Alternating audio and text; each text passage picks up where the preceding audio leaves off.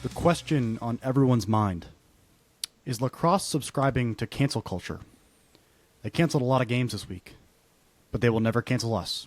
We are College Lacrosse Gameday. Today, we name the first ever Hack of the Week, presented by Hackees. We discuss what is lacrosse season, and we play CLG Pick'em, powered by East Coast Dies with none other than ECD Greg, their president, founder, and steward of the medicine game. We'll catch up in 80 seconds, but first, the shot clock. Saturday, January 31st, the Mormons scored more of them. On a short field, Utah beats up Delaware indoors 16-9. Coming off a postseason snub in 2025, Army wins by 6 to start 2026, 14-8 over UMass. Through a historically bad stream, Lax Rats watch Rutgers Colin Kelly can the OT winner against Jacksonville, 11-10. Sunday, February 1st, 10 Nittany Lions score in the opener. However, some troubles in cage. Penn State beats Colgate 18-14. Strong start for Syracuse. John Mullen was 14-19 at the X. They handled BU 13-6. Mid-major madness in Colorado. This was a dogfight, but Air Force lasers the Leopards of Lafayette 13-12. Catch. Welcome back. We're in the studio just shooting the shit. Week 0 was interesting. A lot to talk about. Some ups, some downs for the sport itself, for specific teams, but nevertheless, we are off and running. It is 2026. We're headed into week 1 now. Big episode planned for you guys, but just want to catch up first. I want to start with Mr. Fry. You had a eventful weekend, didn't you? I did. Where'd you go? I was down in Tampa, Florida. Played in my first ever hockey game. You know, got to go support the Travis Roy Foundation and go down to Tampa and play in a charity hockey event. Never played in a hockey game before. Never even put hockey pads on and skated before. Like, the only thing I've done is played pond hockey. So I was playing in a pretty competitive game. You know, it wasn't extremely competitive, but guys were trying. There's some really good players. A lot of NHL. A lot of NHL players, former NHL players, a lot of good college players, a lot of club guys. To say the least, I was the worst on the ice by quite a bit. But the experience was very cool. Got treated like an NHL player. The locker room, played at Benchmark International, which is where the Tampa Bay Lightning play. So was treated like a professional hockey player, and we won. I was on Team Lightning. We played against Team Bruins. Yeah, Damn. We won. So I'm 1-0 in my career, which is great. Do you have, I think the jersey needs to be framed in some capacity. Yeah, I mean, we got like full jerseys, socks, everything. But just to put this in perspective, this was your first time at not playing in a hockey game, like playing organized hockey. Right, first time ever. And we had a practice the day before, and it was eye-opening. I was like, oh my God. Like, I thought I could skate, but just the speed and like doing drills that, like, I don't know.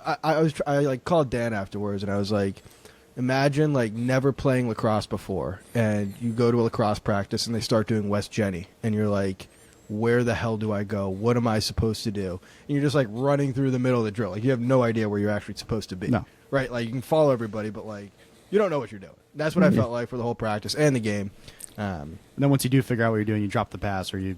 Right. And then they change the drill, and it's like, oh, well. I just learned that one. Yeah. But no, it was a good experience. Went to the Bruins game, the outdoor game at Raymond James, where the Bucks play, which was a cool experience. A great hockey game. Great hockey game, yeah. Jeez. Goalie fight. Yeah, no, it was a good weekend. Overtime shootout. And with that, I still was able to watch some lacrosse. So, full weekend, yeah. Nice. I had to ask you about that. I think when you told this story, it kind of made me realize, I think lacrosse and hockey specifically, more so hockey, but like just the skill, not saying it's, harder than other sports, but to just pick it up on the fly is impossible. Right. It's such a unique and specific skill set, and if you don't have it, you just can't compete. You can't do anything. Yeah. Skate. And I think like lacrosse is easier to pick up. I don't know if you're trying to make that comparison, but like with hockey, like, you got to be a great skater. You don't have to be great, but like, you got to be good enough. Like, I could only go one way. Like, I can only really like go left. Right? Yeah. You got to be able to like change on a dime. You got to be able to go as fast as you can, stop on a dime. Right. Like, lacrosse is a little more easy to pick up. But you got it. Like, You got to be able to catch and throw, or else Right. you literally can't do anything. Right, but that's one thing you got to learn opposed to like 2 or 3 in hockey, you know? In hockey, it's like you got to be able to skate. The other underrated thing Yeah. in hockey is Gotta being be able able to to skate and like carry the puck with your head up. Like Yeah. I was skating and like carrying the puck, but like my head was down and like it moves so quick that by the time you look up, like you're lost. It's like high level There's like lacrosse. someone in your face Yeah, or like yeah. the It's guy like- moved 20 feet. It's like high level lacrosse. Got to dodge with your head up. I couldn't stop laughing about it. I mean, I just like even if someone had done a clinic when they were in 4th grade, a hockey clinic in 4th grade, they would have been light years ahead of where you were. Right. Just Right. for 2 You hours. just have like some feel of it. You know? yeah, you've at least tried it before. It was a good experience, so glad I did it. Yeah, shout out to the Travis Roy Foundation and SCI Boston. That's Spinal Cord Injury Boston. If you don't know the Travis Roy story, look it up. Inform yourself. Great story about a great man and a great family. Thanks all for being back. Week 0, a lot to talk about. Big takeaways. Mike, I'll start with you. But a lot to discuss. A lot of cancellations. A lot of things that lax brats like ourselves were not thrilled about. Mike, I'll start with you. Yeah, I mean, the biggest takeaway, I mean, if you're on any social media platform, is just how many cancellations there were and all the conversation about what do we do with the season, what is the optimal thing for the viewer, for the player, for everything. But before that, because we could talk about it forever, there was one stream that you already mentioned that I thought was hilariously bad, which was the Rutgers-Jacksonville stream. And it was a great game. The stream was so bad it was borderline unwatchable. Two of the probably the biggest thing was the replays. After every goal, there was a replay. The commentary, the live commentary when that goal happened, would be in the replay as the announcers were still talking after the play. So it was a migraine waiting to happen. Like it was. If I didn't love the game as much as I do, I would watch that and be like, I'm never watching this again. It was that bad. So I have to make that comment. Yeah. First. I think with that game, I think they might have been trying out like an AI camera that like follows Makes sense. the play, which I don't know if they were doing that, but like that's a thing that like teams use for practices, so you don't need someone to film. But like it would be on the offensive end and then it would just pan over to the defensive end with no action going on. So Well, they had I don't know. They had one camera that covered like just in front of the net and behind it, and then the ball would come up top and they wouldn't shift fast enough and they would go to somebody who's like moving, but they wouldn't interlock, like they wouldn't it wasn't transitioning right. Yeah. So that was rough. But honestly, the crazy thing was that was one of the better streams of the weekend. Like like it was bad, but like it was good enough where like, you know, you could watch it, but like there was so many streams that were just like unwatchable. Duke Yeah. Bellarmine. That didn't even happen. Yeah, Duke Bellarmine and the Penn State Colgate one were similar, where there was kind of a distant camera with no commentary or Yeah. scoreboard. The Penn State one, at least they'll pan to the actual score every now and then, so you had some idea. Duke Bellarmine, I didn't know what the score was for a while. I had a good guess, and my guess was right, but it was a difficult week for the viewers and the players too. I mean, you're getting ready to go play in 20 whatever degree temperature, low 30s. I mean, hell, Duke, like. Never seen snow in the field at a Duke game. Yeah. They played on some turf field I've never seen before, and the entire field behind it is covered in snow. You don't see that. Yeah. That honestly makes me think Duke's going to have a good year. That is the grittiest thing I've ever seen from Duke. Yeah, that's fair. Some I do snow. also want to say one thing about the streams. Like, I feel like there was so much negativity towards the streams, and like, rightfully so in a sense. But one guy who deserves a shout out is Kevin Brown, Inside Lacrosse on Twitter. He streamed the Delaware-Utah game indoors on Friday. I think we probably all tuned into that. The craziest thing to me was on his stream that he was streaming through his iPhone, there was like, at times, like over 5,000 viewers on that stream. And it's like, there's that many people going to Twitter and like clicking this link, finding wherever it is, and watching this game. That's like, as best as a guy can do from his iPhone. Yeah. And there's 5,000 people on it. I was like, oh my God. I like clicking into it. I was like, there's going to be like 10 of us on here. And you could see in the top corner, there's like fluctuating between like 3,000 and 6,000 viewers at any given time. I was kind of amazed by that. So I couldn't even find it. Kevin Brown. yeah, you had to look for it. Like it wasn't easily accessible, Little axe rat, Kevin Brown. Yeah. I mean, that was my topic from this week was the Utah-Delaware game. They played on a short field. I don't know. I don't have a report from whoever was there, but like it looked like Is it a yardstick? when you play youth basketball and there's you play at your local elementary schools or churches or whatever, and some of the 3-point lines are like At least touching in the- Sudbury, that's what we did. Yeah. Some of the 3-point lines are like touching the half court line, and it is what it is. It's just the courts are different The sizes. Fidelity House. Yeah, the Fidelity House. Yeah. And, The side of the benches were like church pews. we still got the cross behind the hoop. Yeah, no, I mean that was a short field. I don't know if you guys watched the game at all, but if you watch the highlights, like it is like every goal is a cause turnover in a ride and just downhill. And we'll get to Panino, who was a stud in that game, but it was interesting. And I'm going to say it, I kind of enjoyed it. Yep.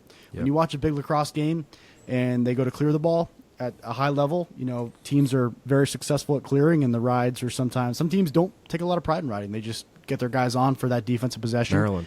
Maryland, exactly. They trust their defense. They don't have to ride, but it makes the clear mean something, and it makes every second a little more Intense. valuable, intense. It's the PLL model to some extent, short in the field, but did you guys have an opinion on that or watch it all? I mean, Kevin Brown was our only gateway. Yeah, I mean, I would agree with you. Like, just the decision making that these guys who don't handle the ball that often in games, like your poles and your D middies, like the decision making that they have to make just speeds up, just a hair, just because the field's smaller, and by the time you catch it, like there's half a second more for an attackman to get in your face or a riding midi or whatever. So, I think like I agree with you. I like the speed of the game.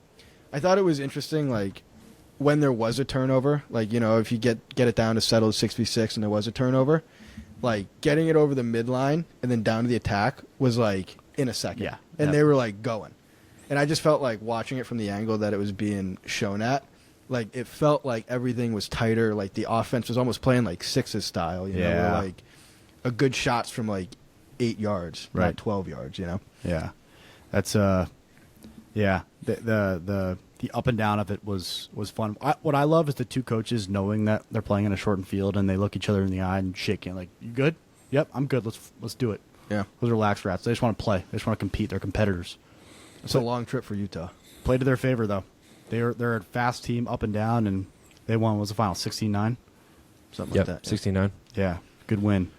Hayden, any big takeaways from this week from you?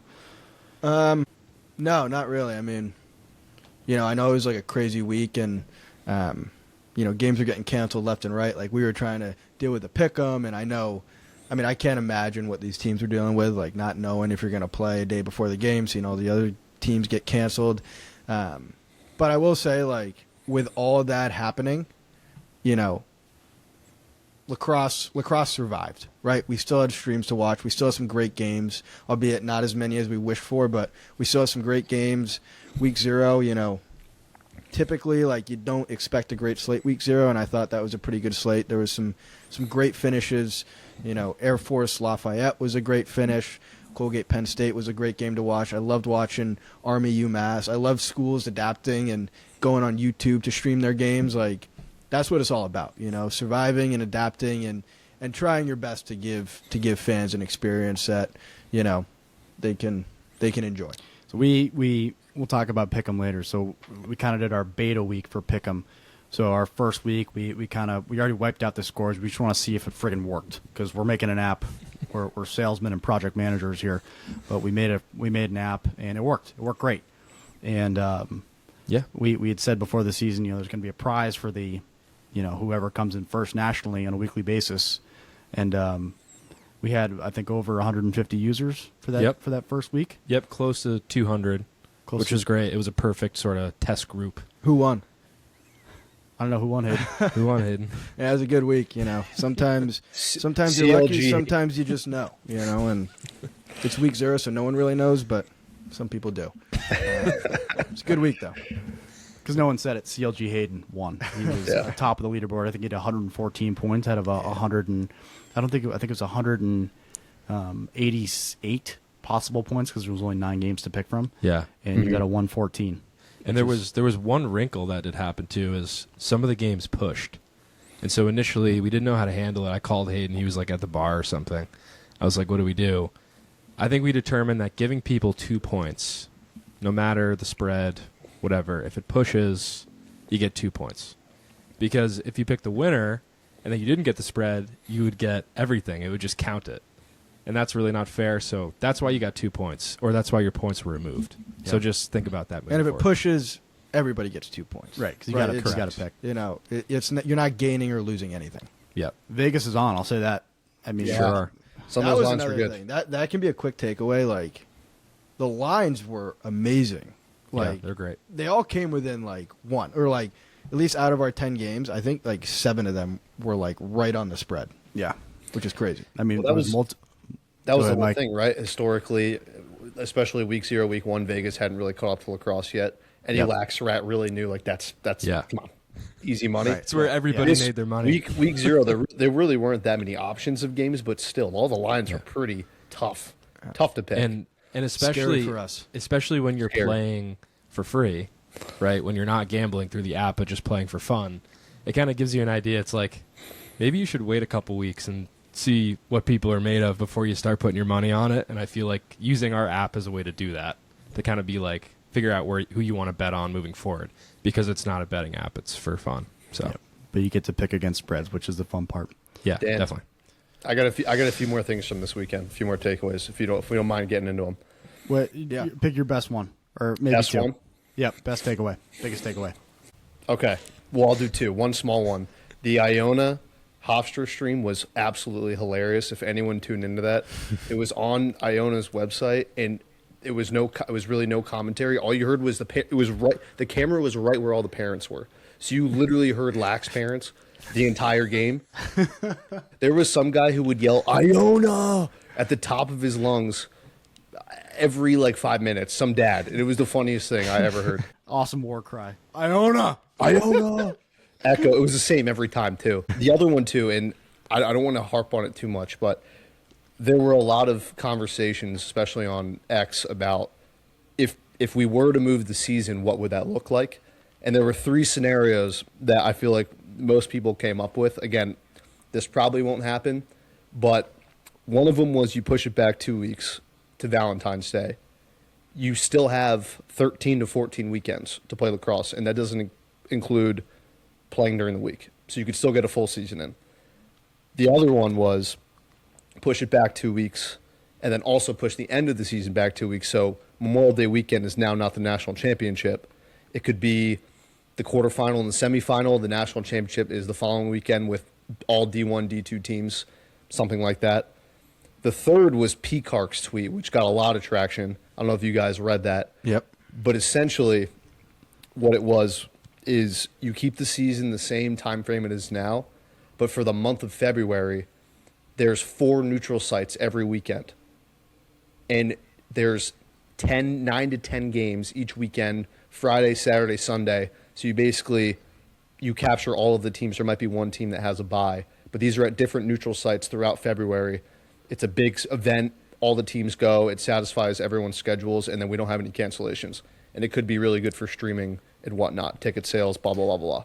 That was Peacock's idea. Yeah. So there's a lot of stuff going around about how we could make it better, because there's a lot of room to do that. Yeah. No, I saw all those 3, but yeah, Pete Kark's like really took off, and a lot of people are talking about it because it is a great idea. It is. It'd be similar to what the D3 does with the Mustang Classic, where you get 10 teams together and you start games at 9 a.m. in the morning and they go all the way to 8 p.m., right? And you play back to back, and it's one weekend in a nice weather location, and everybody gets 2 games. Like, I think it's a great idea. For us, it'd be amazing. Like, imagine this past weekend we go down to Naples, Florida, and we watch 10 lacrosse games. It'd be amazing. Oh, So I love that idea. I also heard some weekend. backlash on it, Mike, where like organizationally, it'd be a lot for these teams.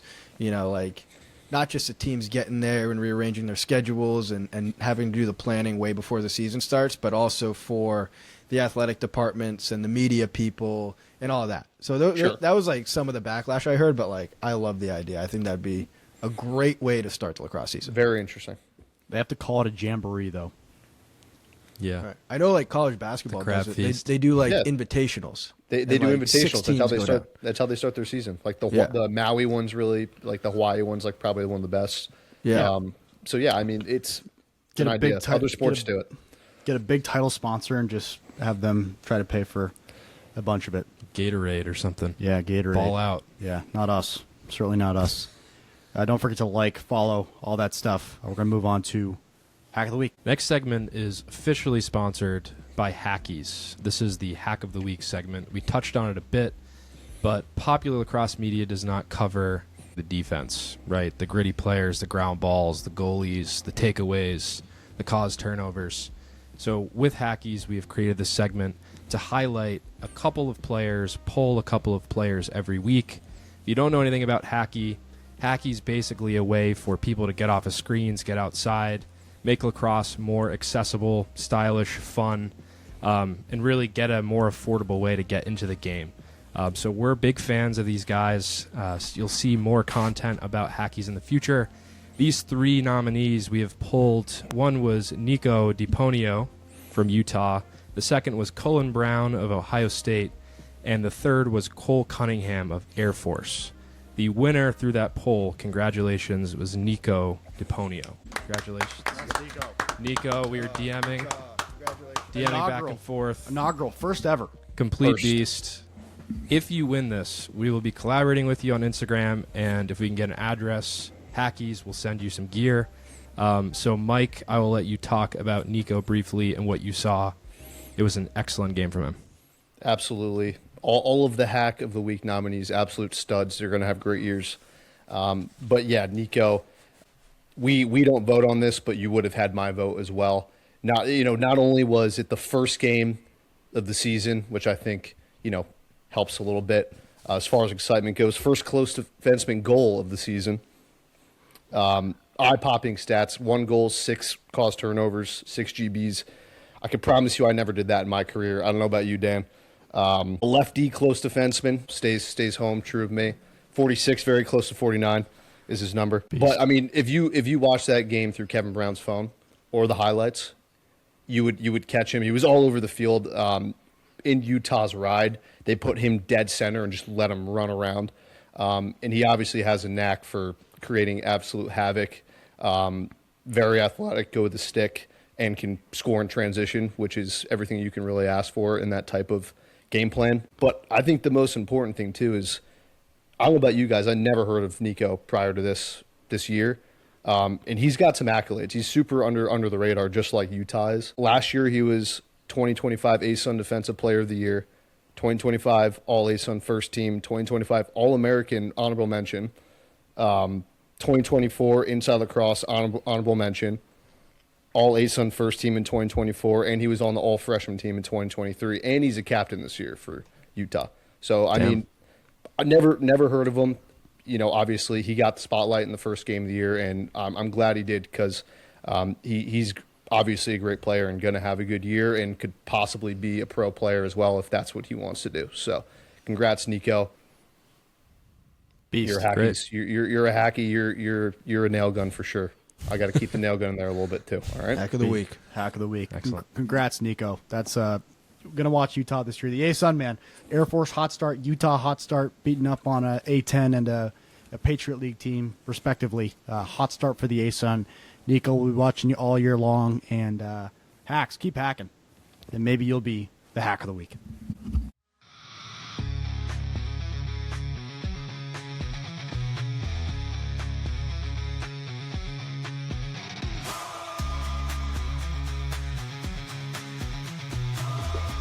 Yeah. What's up, guys? How we doing? Good, man. How are you? Good. Excellent. Thanks for having me on. Of course. Yeah. Of course. How's the show been so far? It's good. It's good. We got through our first half, so you're gonna take us home with the back half. Fired up to have you on, though, man. Thank you so much. Yeah, this is great. Really excited to announce a big partnership. Got some picks ready. Been doing some research. My picks have been off. We all were heavy on Hampton for the first W today, and that we were taking money lines, spreads. It was a massacre out there. So hoping to get a little hotter than that. It's bad. Greg, Yeah, is that the home office there? This is my office. Oh, okay. I'm at work. Okay. Yeah. I'm hoping you're close to home. Yeah. Are you it's, or no? It's Okay, not far good. away at all. No, it's Good, not because bad. you're like, I gotta let my wife, and my kids know I'm gonna be gone. So I appreciate that sacrifice. Yes, I have 4 very small children at home that I'm hoping are going absolutely nuts while I'm gone. There you go. Good stuff. You got to get them doing some GB drills in the living room or something. We Tire were them in out. here over the weekend because everything's covered in snow here with my boys doing some GB drills. Yeah. Because they That's can't catch awesome. so good, so all we can do is GBs at the moment. Yeah. Nice. Just to kick it off, like Hayden and I were probably again, not to make you feel old, but Hayden and I were probably in 3rd grade when we started watching your videos, encouraging us how to string. You know, like where were you in your life when you started making content, and just kind of share a bit about how you made the transition between, you know, being a club player and doing what you do now. What's the genesis of ECD Greg? Yeah, I mean, if you zoom back to when we started, 2010, 2011, like YouTube had just started. People certainly barely knew about it. It was just starting to become a little more mainstream. It certainly wasn't a career for anyone, and there certainly wasn't a lot of lacrosse. If you zoom back to that era, the videos were few and far between. So I don't even remember why I decided to put things on YouTube or turn the camera on. I had a laptop with a webcam. It was like late at night. The first video was in my bedroom. And I guess it just hit me like, why don't I just record some stringing video and pop that thing on YouTube? I have like amnesia. I can't even remember why or it happened. But so for a lot of things with ECD, it was never a grand plan. There was never a business plan. It's always just been run by the seat of our pants. I graduated college with a degree in accounting. I got my master's degree in accounting. I passed CPA exam. And the path was very much to go into public accounting. And I even worked a year or 2 in accounting while I was making wax mesh in the basement at night. I would work during the day, I would coach at night, I'd go to grad school classes at night, and then late at night I would make mesh in this super creepy basement in this house we lived in. And that went on for a little while in 2011 into 2012 when we hired a couple friends, my twin brother, to help us out in the house. And then the wax mesh thing kind of exploded at the same time social media exploded in like 2014 when Instagram started. So this business would have never been possible without the spread of social media, the spread of stringing influence and like learning how to string.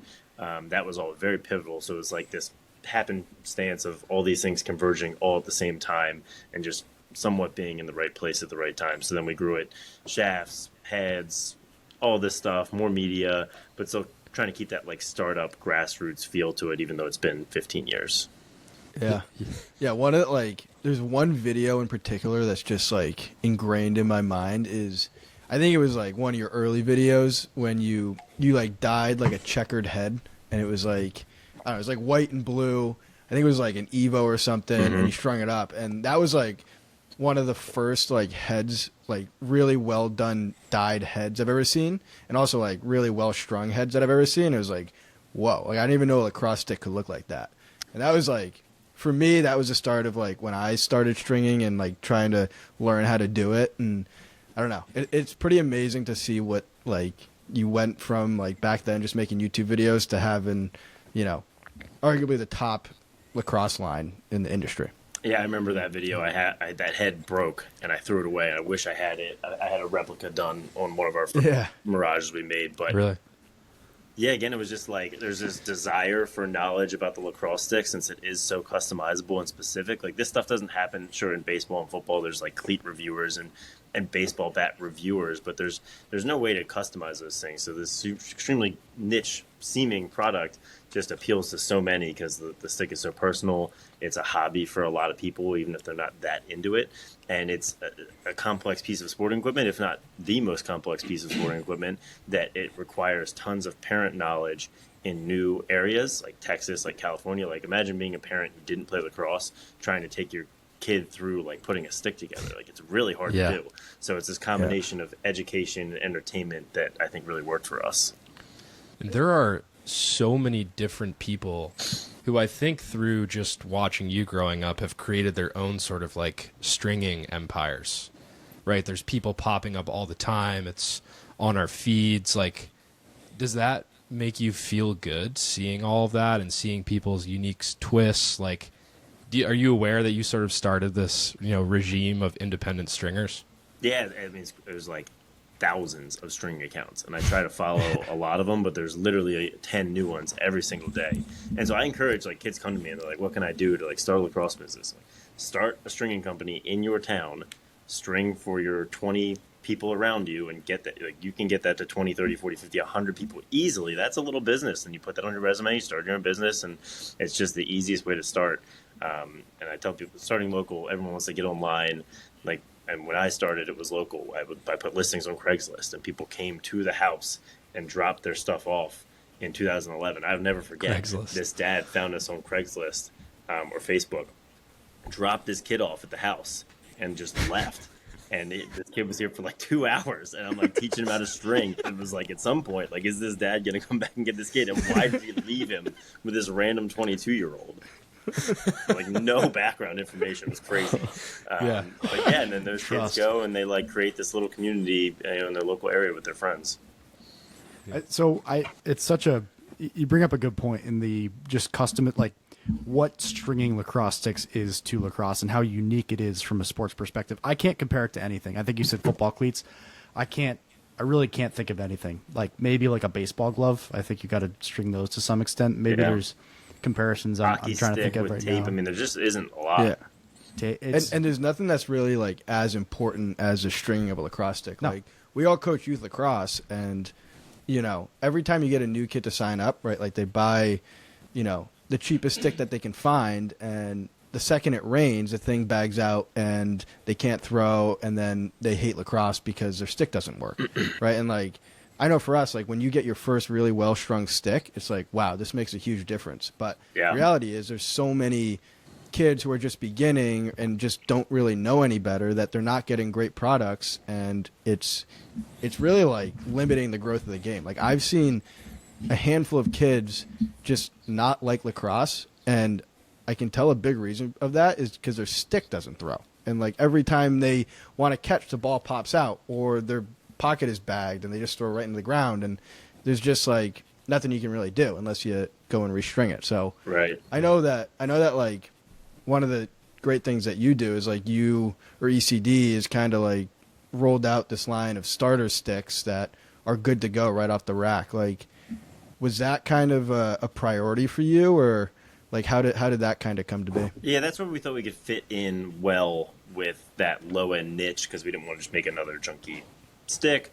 My least favorite saying in lacrosse is it's not the wizard, or it's not the wand, it's the wizard, right? Because it absolutely can be the wand. Like, I string for a lot of really good players who don't realize that they could literally be better at the sport if their pocket was better. And then there's a lot of kids who are hampered by their pocket because it snaps off the shooting strings. It doesn't, so they're altering their throwing motion. Like, it literally does affect your play in a significant way. Yeah. So when we did beginner sticks, we wanted something easy to play with. We made one for $100. Like, I have personally strung thousands of these beginner sticks, and so is my brother, and so is everyone here. They're strung by people who know how to string. I'm stringing one of our $100 sticks. Like, as I was waiting to come in. Like, this will end up on the shelf at Dick's Sporting Goods, and a kid will buy it.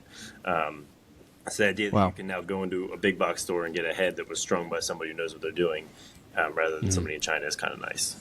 Yeah. I as a leader, I think that says a lot about you, because I would assume there's people in China who you had a Zoom call with, about 100 people, who you just said, okay, guys, here's how we're going to do it. This string through this hole, but look at you. You're still stringing sticks. Yeah. Still working your butt off. I think that says a lot about you. Yeah. That was actually a question I had. So, like, probably. Like, all the sticks that you guys sell in Dick's, like even from your beginner sticks to your, higher end sticks that come ready to go, like those are all hand strung by ECD. Yeah, every head's made in Maryland. Every pocket is strung in Maryland. We got a guy last year that strung 10,000 heads. 1 year. Wow. God. 1 year, 10,000 heads, which is just, That dude's is a amazing. freak. Are his hands just shredded? He seems like he's doing okay. I mean, I don't know. I couldn't keep that up for long. Yeah. Wow. That's crazy. Yeah, I like initially when we were chatting, and we'll obviously get into the partnership and everything, but I remember you were trying to share your screen or something, and you're like, dude, I don't know how to share my screen. Like, I don't have any Zoom calls. Like, I have 30 guys. We're in office every day. Like, as a small business owner, especially in lacrosse, like, how important is it to you that you're on site, that you're working, collaborating, just like talk about the culture that you've built at ECD. Yeah, I mean, we were remote during COVID for like 2 months, and everyone was miserable. We have a great group here, and literally, like a third of my day is just like moseying around, just having like yesterday the Salisbury Eastern game was on, and it was a riot. Everyone was just packed in the office watching this insanely low budget Division III stream. But I think it's one of the reasons that we do well in product development. Everyone's here, like ideas iterate very quickly. Everyone plays, everyone's young, and like I still go out on the field. I think a lot of the executives I compete with, they don't even see a lacrosse field in a regular year, I bet. Nonetheless, film or string or play. And I just think we're so much more connected to the sport. I mean, if you look like my touch points, I've got kids that play, I play men's league, I string heads for players, and I film the game. So it's just like so much more involved than I think a lot of our competitors are, who for a lot of people it's just desk job, it's just office job. Like they don't love it like we do. The memes that are coming out of ECD. Oh, yeah. Is that you? Is that your buddy? Who's doing that? Winston, who sits catty corner to me, went to Colorado College and then played at Mount St. Mary's for a year. And the memes are great. If you have seen some of our social content and said, like, I really like that, that was Winston. He makes the most bizarre posts that really, like, resonate with, I think, our demographic, right, especially slightly older.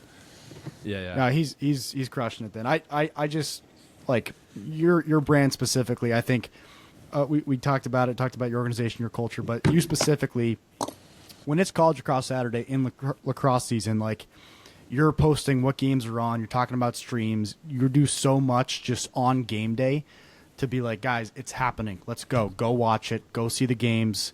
I'm at this game. You're filming videos at a D3, D1 scrimmage. Like you're all over the place. And I think that has more to do with your passion and love for the sport than it does your admiration to grow this your business. So I like, how much do you love lacrosse? Because it bleeds through in everything we see. Yeah, I mean, none of that is directly advertising anything that you're going to buy from us. We don't sponsor those colleges. They don't use our stuff. They use our competitors' stuff. So it's like a 90-10 model. Like 90% of the stuff we do is just getting the brand out there, getting the facial recognition out there, and just getting involved in the lacrosse world. And then we hope to build the audience so that when the 10% of time comes that we want to ask you to buy a product, you're willing to listen. People hate ads. They hate product ads. So all of our content's not even a product ad disguised as content. Literally, it's just content. Like if you watch our newest Delaware, Utah video, I don't mention one thing that we sell.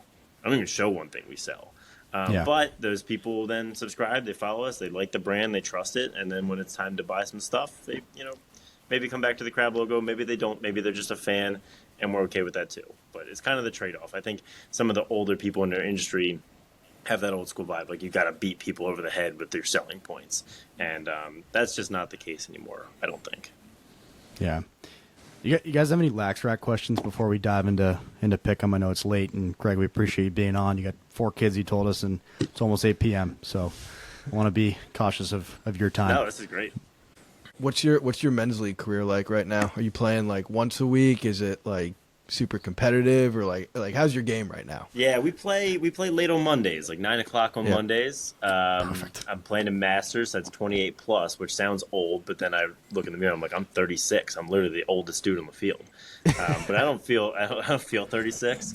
Last year, my brother tore his ACL playing men's league. Sort of sent like a ripple of fear through my heart. So I took a little break and I played this country pickup out where I live, which was great. I'm like the best player on the field, number 1 draft pick. It's an elite feeling. We play on grass. I'm extremely slow. But yeah, 9 o'clock. We got some good guys on our team. We gotta make some more content about our men's league team. And then the young guys, they always want me to come do some stupid video with their Open team, which in Maryland, Open is a nightmare.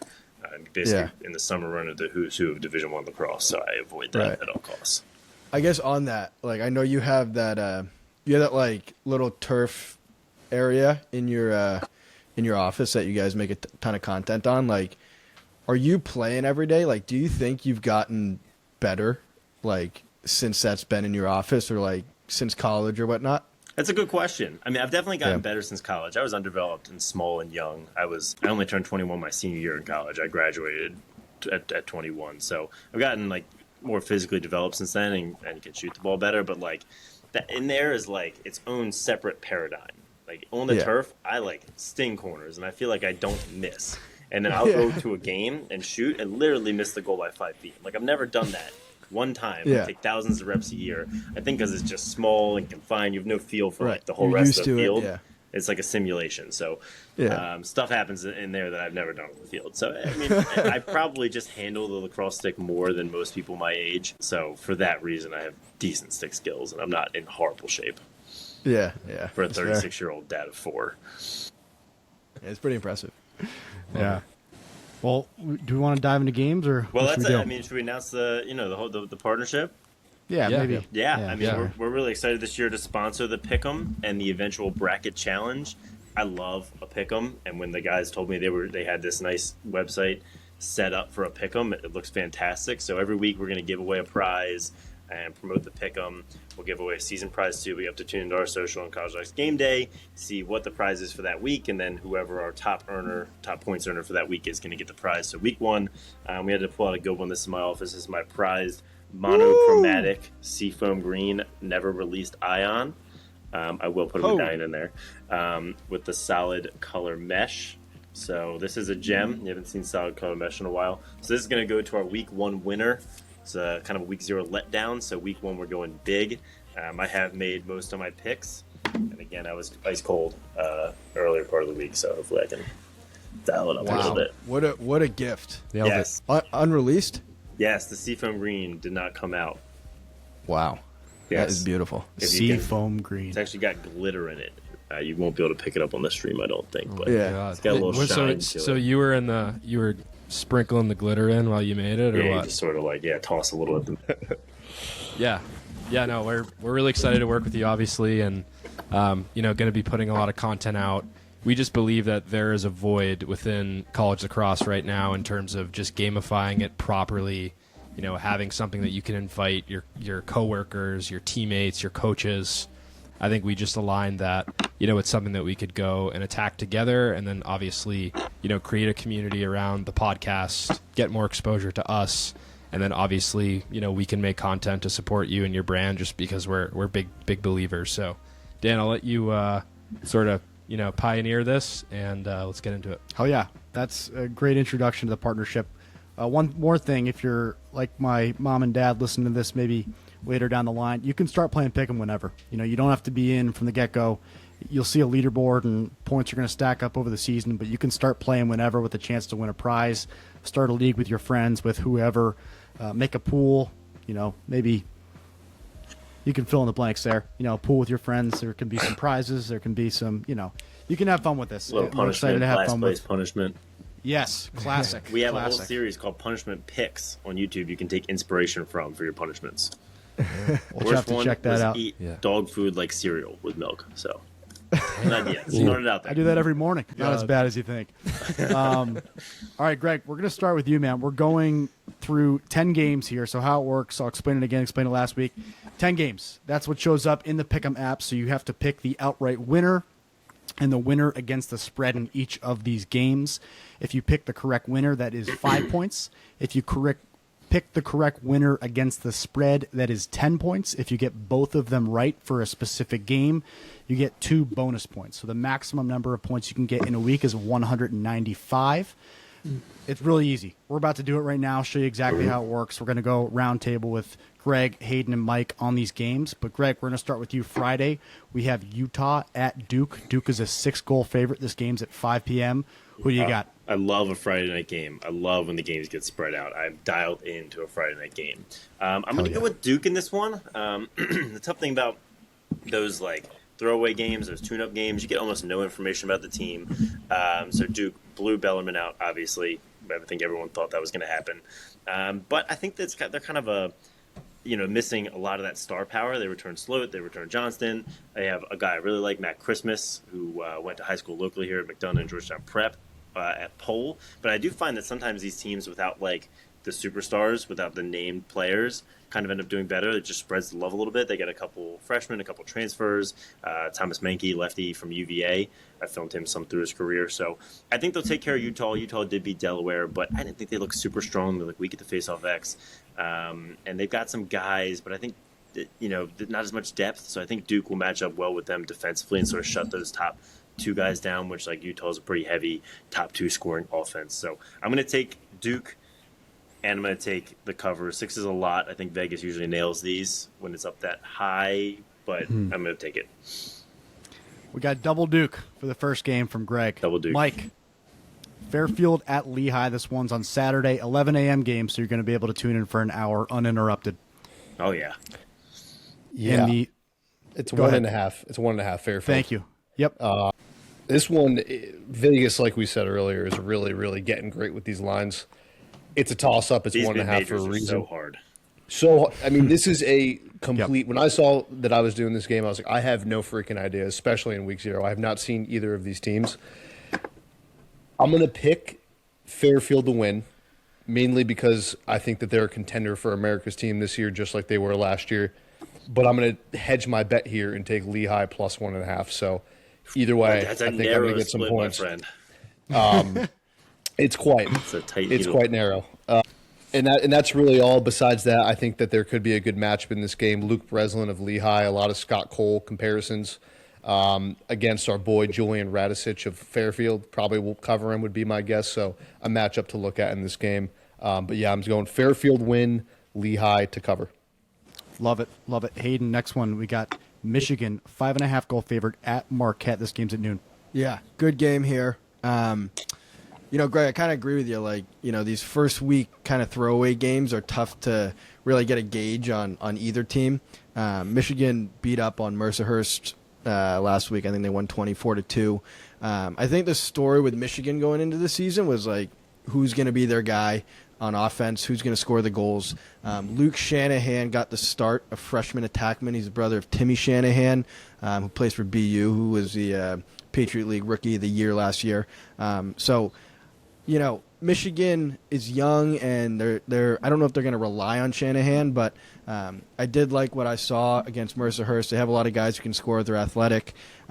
Marquette is always kind of, one of those 500 teams, at least of the last couple of years. I think they went, just above 500 last year. They made it to the Big East tournament, lost to Georgetown in the semifinals. I don't know too much about Marquette. I do know that they got a new offensive coordinator in Andrew Smith's dad, who came over from Bates. He's a good coach. And Mason Woodward is also on the coaching staff. So he's been a pretty prolific PLL guy the last couple of years. So I think Marquette might be a little more up than they have been the last couple of years. But I'm going to go Michigan, double Michigan, Michigan winning, Michigan minus 5.5. I like double Michigan. I like double Michigan. Yeah. They had a big win last year in this game. Marquette, let's not sleep on what they did last year in the Big East. Big East is nuts. You got Denver missing the Big East tournament last year. Marquette makes it. At Denver, too. At Denver. Yeah. At Denver. So, rooting for Marquette nonetheless. Greg, hometown game for you. Loyola at Maryland. Yeah, Maryland's a I think one of us might 7.5 try to goal go to favorite. this one. Yeah, 7.5 love it. goals is a lot. I am going to go straight to the double pick Maryland. I think this is a burial of Loyola. I just don't think they have what it takes to run with a stacked Maryland team. Maryland returns their top 2 scorers. They take Yale's top 2 scorers. That fills out all your depth right there. Immediately plug and play. They have the best guy on defense. I just think they're so rock solid. And, you want to talk about a fall from grace from Loyola, to go from winning the national championship to not even votes in the top 20 to having losing seasons. I just think it's the kind of school, and I'm not a huge Hopkins hater, but my take on Hopkins is that they're going to fall in the same bucket. It's the kind of school that is very difficult to recruit against when Michigan's and Ohio State's and Penn State's are out there just showing off a crazy recruiting experience. It's just not the kind of school that's picking up the top dogs anymore. And I think Maryland beats the piss out of Loyola. Wow. Wow. Strong take. You just might have made some enemies at Loyola. Big shout out Loyola. My guy Jacob Stover, huge fan, family friend, went to Loyola in their glory days. So, Yeah, Jacob. Someone's going to throw a brick through your window in 20 minutes. If I'm Loyola a wins, Towson guy too, so there's a little bit of rivalry there as well. if Loyola wins, you got to send them some of those Seafoam ions. If Loyola Those would wins, look good with them. I'm an extreme ownership guy. I'll totally come out and say totally cold take. See, this is what it's like being on a podcast. And I wish now. we could have Gotta that get- Georgetown game because I think Georgetown was going to beat them up too. That would really help support my take. It's a little unfounded at this time, but Just imagine it. Yep. Next one, Mike, going to you here. St. Joe's at Syracuse. Cuse is a 6-goal favorite in this game, Saturday at noon. I think it's the first matchup between the two teams, at least Wow. in the Dome that I can remember. Yep, BU was first time in the Dome, and I can't remember St. Joe's being in the Dome either. So I have to go the same mindset I went last week. I won these two picks. Cuse win, Q spread. I think BU's a better team than St. Joe's, and I do think St. Joe's is underrated. So now, Cuse has a game under their belt. St. Joe's is going for their first game away in the Dome. Very tough place to play. I would New love head if they coach. kept it tight. New head coach, great shout. I do think a big factor in that BU game was how much John Mullen of Cuse dominated the face-off X. And St. Joe's has historically been good there. Zach Cole, the name, a friend of the podcast. But I see Syracuse dominating this game, unfortunately. I'm going to be there, too, as well. I will shout that out. I will be there. Nice. So In the I Dome, will be rooting for St. Joe's. #1 attendance school. That Maryland game in the Dome is going to be a regular season attendance breaker for sure. Nuts. Yeah. They had the most attended in years for their opener. I think it was 5,000 plus for a BU Syracuse game, because you're used to seeing for those first few games in the Dome that opposite side that the camera faces is pretty empty for the most part. It's like 5,400 or something. Yeah, it's like 5,400. Yeah, it's a lot. Yeah, That's awesome. And say what you want about Syracuse. I know a lot of people were saying that they should have beat BU by more. I love that performance by Syracuse. I think they spread the ball around. Like, it wasn't all about Spallina. Like, their guys are still there. I think defensively, like, Riley Figueres was a stud. I think he's like a #1 cover guy next to Billy Dwan, which we didn't really think. I thought their D middies were great. John Mullen's a beast of the face-off X. Like, they're gonna be a tough team to beat this year. Yeah, they have an Ohio State transfer at D mid who just looks like a gazelle. It's just fun. He runs everywhere. D full mid is speed. the new elite position to play. It's the new position. Everybody wants to be a careful D mid. Careful what you wish for. It is it's a lot of work. Not me. A lot I of don't, work. I don't want to be a D mid. But yeah. Hayden, you get the next one. Bryant at Providence. This one is at noon on Saturday. Bryant is a 1.5 goal favorite. Yeah, and I don't know if it's been officially announced, but this is probably going to be played in the indoor facility at Providence, where they played last week against Holy Cross. I really think, like, the teams that have one game experience in an indoor facility have a huge leg up on anybody, especially when it's home. You probably practice there every day, right? And you've already played a game in there. Like, you just have a feel for it. And I think Bryant going into Providence is going to struggle with it. Like, I know there's always these conversations about the lighting and playing in, closer confinements, but I do think it makes a difference. And I think Providence is really good this year. I think they've been on an upward trajectory the last couple of years. I think Richie Joseph is a stud. I like their win against Holy Cross. I'm going to take Providence winning and covering against Bryant. Love it. That's a long-time rivalry game. We've seen it go both ways. Exciting. Greg, back to you. Army at Rutgers. This one's at 1 on Saturday. Army's a 2.5 goal favorite. Yeah, this is a tough one. I went back and forth circling many times on this one because I'm a big Army fan. I want to root for Army. I'm going to go with the Rutgers spread and the Rutgers money line. Wow. I want to pick the home dog here. I think Army is good, and I don't have a lot of bases. This is like a gut pick. This is a vibes pick. I just think, the Plunkett brothers are obviously very, very good. Rutgers, again, like a decent roster, but nothing that stands out. I think people think it's going to be Rutgers and Hopkins like vying for the bottom 2 spots of the Big Ten this year, which probably will happen. But I think Rutgers takes one upset. I like Corden Stoller in goal. I think he's rock solid. Fun fact, the top 3 scorers versus Jacksonville, all first name Colin. Thought that was interesting. So throw Rutgers both on my card for this one. I couldn't disagree more, just to be completely honest. I love, this might be my lock of the week, is Army minus 2.5. Like, I love it. Yeah, a lot. Again, I'm totally split on this. I could definitely, but eventually I just had to lock in on one. I love a little underdog, a little upset. I mean, obviously, besides the stream being miserable, I just didn't see the athleticism from Rutgers. I just didn't see it. I think with that, though, like, people are underrating Jacksonville. Like, Jacksonville is a solid team. Like, again, another team that's just, like, been Well-coached. growing the last couple of years. Very well coached. They have athletes. Like, I played against a couple of them this summer, and I was, like, kind of blown away about how athletic they are. They're a warm climate team. Like, they play year-round. I don't know. I like Jacksonville, but, Greg, I kind of agree with you. I think Rutgers is going to win this game. I think that's going to be one of the hardest ones on the card. Right. That's going to be a difference maker in the national poll or your league. You know? Yeah, that's why we gave it to you, Greg. We didn't want to get that wrong and then look bad. So you're going to be the one who looks like shit. Yeah. And also hated we're going- Loyola, so yeah, very hateable. Yes. All right, next one's to League, Mike. Dead to me. Patriot. We got to root for the mid majors. It's part of our job, growing the game. Mike, Hopkins at Georgetown. Georgetown's a 2.5 goal favorite. This one's a 1 on Saturday. I'm going to take Georgetown to win and Hopkins to cover. If you asked me this last week, I would have taken Georgetown to win and Georgetown to cover.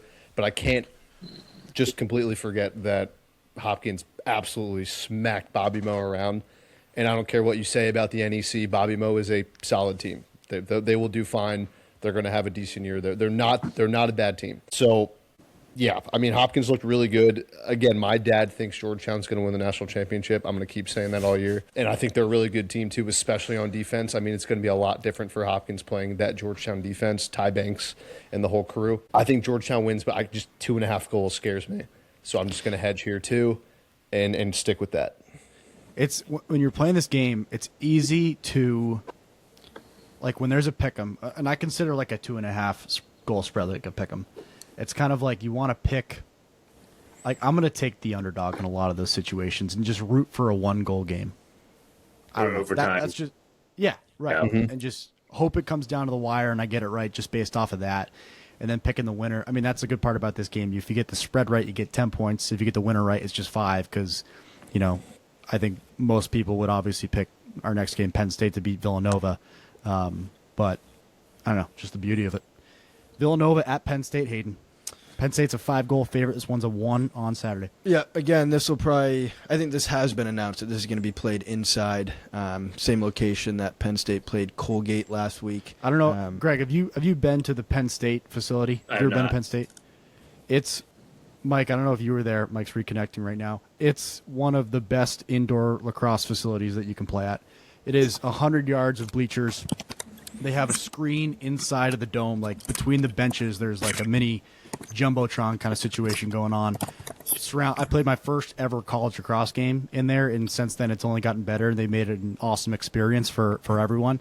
It is, sorry to cut you off, but like it's a bummer the stream's not great because they could really sell that environment. Right, Some of those you- indoor places are sick. Armies was sick. I mean, a lot of these are really nice. Yeah. Yeah, I know. You wouldn't be able to tell how nice Penn State is from the camera angle. It's they use. not pinched. Like you see, like the one of the scrimmages, I think it was the Army one. They put the sideline was the football sideline, so they put the pylons in the corner on the football sideline. So that shrinks the field by like 7 yards or something like that. Yeah. Or 10 yards. Interesting. Well, yeah. So this is going to be played indoors at Penn State. Penn State beat Colgate 18-14 last week. I think. Again, like people were underestimating Colgate. Like they lost a ton in the Connor brothers, but they still have some studs. I think with Penn State, the biggest thing that they had to figure out, which everybody's talking about, is their goalie situation. They started a freshman goalie who did not do well. They pulled him about halfway through the game, started their backup. So that's just a dilemma. Like, you know, you start a freshman goalie, right? He has all the confidence in the world going into that game, like being named the starter, and then you yank him. Like, what does that do to his confidence going throughout the season? And really, like, the team's confidence. Like, not having the guy in net behind you can be hard for a defense and an offense and the whole team. So I don't really know what to make of Penn State this year. I think they're good. I think they're super talented. Hunter Aquino's a stud. Kyle Lehman's a stud.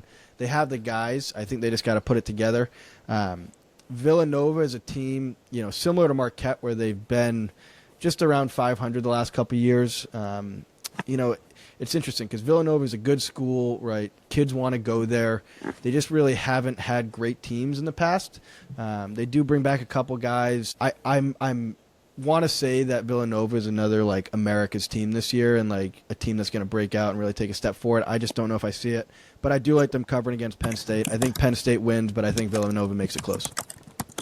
Love it. Greg, you get the last one. Some mountain lacrosse here. Air Force at Denver. Denver's a 4.5 goal favorite, 3 o'clock on Saturday. The battle for Colorado. I mean, this is a good one. 4.5 is a lot of points for this matchup. I think it's going to be dead on that. I would say if it covers, it's by no more than that half point. I think it's going to be like right on the line. Denver's won 18 in the last 20, so like Denver money line, you'd really be going against the odds to pick Air Force. Now, Air Force did win a couple years ago. It's been getting a lot closer in the last 6 or 7 years than it was in the previous 13. The spreads are tight, and that's clearly what Vegas is seeing with that 5-point line. I think it's spot on. I'm going to give the advantage to the home field. I'm going to go Denver money line, Denver spread, just based on coaching and experience. I think if they do it, they will take it by 5 goals, and that is the max. I think it's going to be really a one to sweat out. Yeah. This Denver team this year, man. I mean, after missing the Big East tournament, Denver Having to missing watch the it Big at East. home is so sad. I remember Yeah. that. It was terrible. And like you just think, as good as Denver is, you're always like, all right, this is the year they take down Georgetown and they win the conference back, and to end like that, no one wanted that to happen, but Yeah. that's our slate. Those are our 10 games. Those are our picks. We're going to track those and keep track of them all year. Greg, you specifically, man, I want to see your picks for Yeah. the rest of the game. 196 points inbound or whatever I can earn. That was 195, whatever it was. First 195er. I think we said if you get that, if you hit that and you were to place a parlay on everything you picked, you wouldn't have to work another day in your life. So just in case. Yeah, Yeah. Might as well throw it in. might have to throw it on the slate. Well, thanks so much for joining us, brother. We're fired up to be working together all season. This is going to be an awesome opportunity for both East Coast Dies and College Lacrosse Gameday. And for those of you who are curious about playing this game, do it. We just played. That was it. We went into a lot more detail than you need to go into when you're on your phone on a Thursday or Friday or Saturday morning picking these games. But get on there, pick these games. It starts on Friday, so I should say this week you got to pick it before that Friday game starts at 5 o'clock. That's Utah at Duke. So get in there, pick your winners. If you miss it this week, start next week, start a pool with your friends, and start playing. And enjoy. And it's Yeah. worth it. Like, what an unbelievable prize. Like, I was expecting, like, a hat or Yes, a something. reminder. But that Go is... click the link. Just got to win a couple games. Seafoam Green Ion Yeah. coming your way. Click the Yep. frickin' link. Yes. Yep, there will be a ton of content I'll put out, probably like how-tos and other things, but we're going to make sure you guys know exactly how to use it. Get your emails if you are the top of the leaderboard for that week. Make sure you get your prize. But really excited to work with you, Greg, obviously, through the season. And I think we got something special, so let's go make it happen. Yeah, big season coming up, concluding with the bracket challenge, and then big Final Four in Charlottesville. See if UVA earns the home game. I'm excited to be on. Looking forward to seeing myself at the top of that national leaderboard because there was already a lot of trash talk in the office because I did not have a good week, so I kind of need to. Yeah. Thanks for having me on, Greg. guys. Good luck. Yeah. Appreciate it, man. Thanks so Take much, care. Greg. Greg. Great See you doing guys. it. Bye-bye. Thanks to Greg from East Coast Dies. Fired up to work with him this season. One thing I want to ask him is Mike is an old head, and that's not a joke talking about your head. I just mean like you're a defender, and we didn't you didn't jump in much during that ECD conversation because I know you just give your head to someone and say go string it, make it good, and then you play with whatever you got. So I wanted to ask for Greg's sell on someone like yourself who's defensive minded, doesn't take a lot of passion in the beauty of stringing and all that stuff, and just see what his sell would be for someone like you. That would have been a great question for me to ask, but funny enough, Derek Madonna, who used to string my heads at Hobart, said I had the closest string job to a factory strung head he's ever done, and that's how I preferred it. So We call that out of the box in the software There wasn't world. much ball handling, just throwing nasty lumber. That's it. Just goose it forward. Goose it. You were just put it in the crease kind of guy and make sure everyone stays away type of deal. Get it out of there. You can cover Jeff Teat and CJ Kurse, but he doesn't want the ball for long. Fans, thank you. Enjoy the games this week. Hopefully no cancellations. Cheers.